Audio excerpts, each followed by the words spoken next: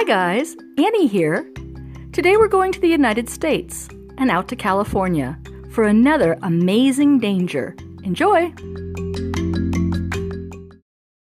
When I lived in California, I was dating this guy Joe, and he had a great idea. They were going to take a family vacation, and he thought that it would be a great idea if I came along so I could get to know his family better. Now, we were going to rent someone's camper or motorhome. We were going to take it up to Pismo Beach. Now, Pismo is very, very unique because it's made of ancient sand dunes. The sand dunes are huge, ginormous, okay? And what you do is you actually camp on the beach, and then everybody rents motorcycles or ATVs, and then you go off and you can ride in the dunes for all day if you want. It's super fun. So we had done this, and we had decided to go ahead and just rent ATVs, just 2 of them, and we would trade off taking turns going out into the dunes all day.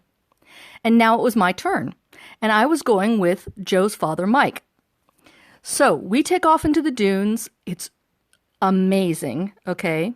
And all of a sudden, Mike's having a lot of trouble with his ATV. So it just goes dead. So we're trying to figure out what happened. We're pretty far out there.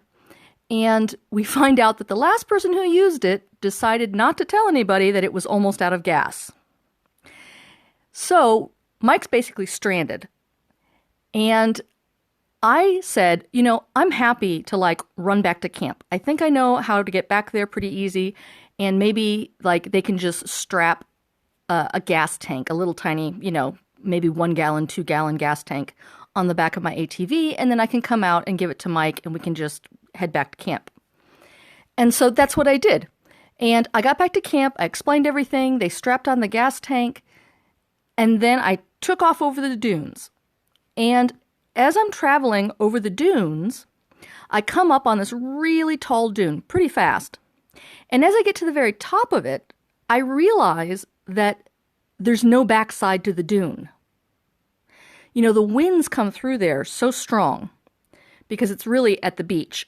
And it's basically a desert at the beach.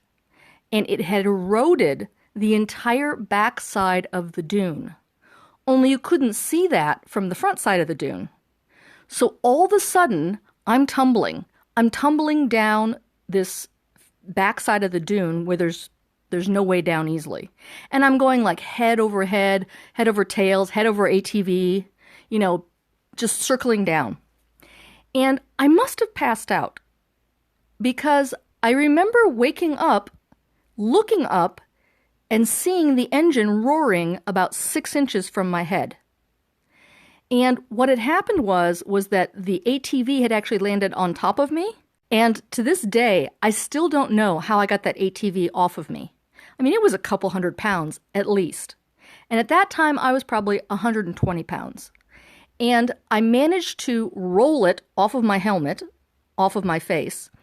And I kind of sat up and I was just trying to figure out what happened, where was I? And some people had actually seen it happen. They were actually riding out on the dunes. They came over and they're like, "Oh my gosh, lady, are you okay?" And I was like, yeah, I'm fine. I just got to take this gasoline to my friend. And, looking back on it, it must have been pretty hilarious because the visor on my helmet, it wasn't a face mask, it was just a visor. And the visor on my helmet was actually ripped in half straight down the middle, and half of it was sticking up like a flag in the air. So I'm sure when these people were like, "Are you sure you're okay?" And I was like, yeah. I mean, I'm sure it was hilarious to look at, okay? And so they helped me put the gas tank back on. I ran the gas to Mike. He saw me coming, and he's like, "Annie, what happened to you?" So I told him, and he's like, "Maybe she has a concussion." So he says to me, "Let's go back to camp. Let's just check you over, and, maybe you could have a little rest." And so that's what we did. We went back to camp. They put me in the back of the motorhome on one of the kind of bench seats that forms a bed. And they just told me to chill out and relax. And they checked on me, and then they said, I think what we're going to do is probably kind of wrap everything up here. return the ATVs, and then we'll probably head home early, just in case you need a doctor.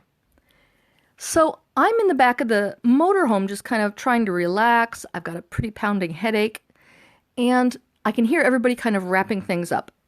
And we all decided to kind of switch vehicles. So actually, Joe was going to drive the motorhome, and his parents were going to drive this other vehicle, and his brother was going to drive this big truck. And the tricky thing about Pismo is that you can only get beach access at certain times of day, because there's a giant river mouth that flows into the ocean. And at low tide, there probably isn't even 4 inches of water. You can easily cross over then. And so everybody just kind of queues up on the other side of the sandbank and waits for the tide to go down. And then everybody crosses over and they can, get beach access, set up their camp, that sort of thing. However, because I had the concussion, we were actually trying to cross the river mouth at high tide. Now that's a problem because, the water really surges in that river mouth. But Mike's parents decided to go first in the truck, and they got across pretty easily. And then the other vehicle went across, and then Joe started driving the motorhome across the river. Now, I have my eyes closed, I'm trying to relax, and all of a sudden, there was this giant jolt. And it felt like something huge hit the motorhome on the side. And all of a sudden, we start getting sucked out to sea.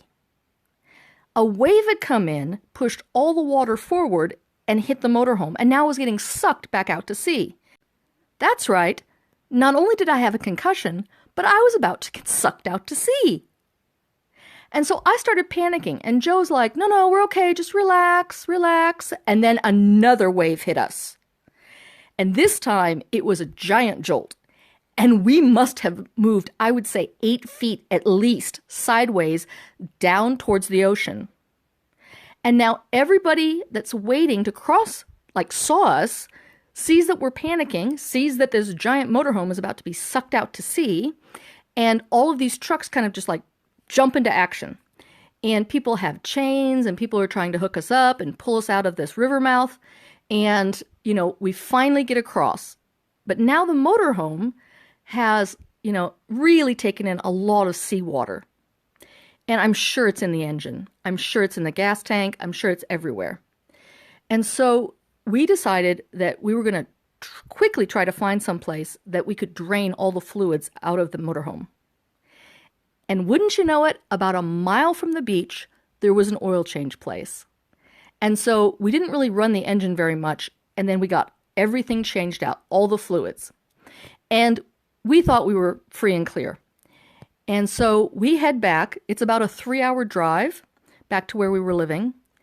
And I would say about 35 minutes from home, all of a sudden the motorhome just starts shaking on the highway.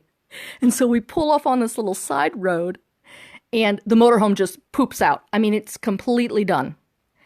And, all I can say is that, if that motorhome had pooped out 3 hours earlier, we didn't have the money. We didn't have the money to get it towed 3 hours back home, and it's our friend's motorhome. So we needed to return it in the shape that we got it from them. And, being only 35 minutes from home, they were able to tow it, get it cleaned up, and we could give it back. But I pretty much consider that the vacation from hell. So, were you a little amazed? Maybe flabbergasted? If it's hard to believe this one, the next one's even harder to believe, but it's all true. Thanks so much for watching. Be sure to tune in for the next one.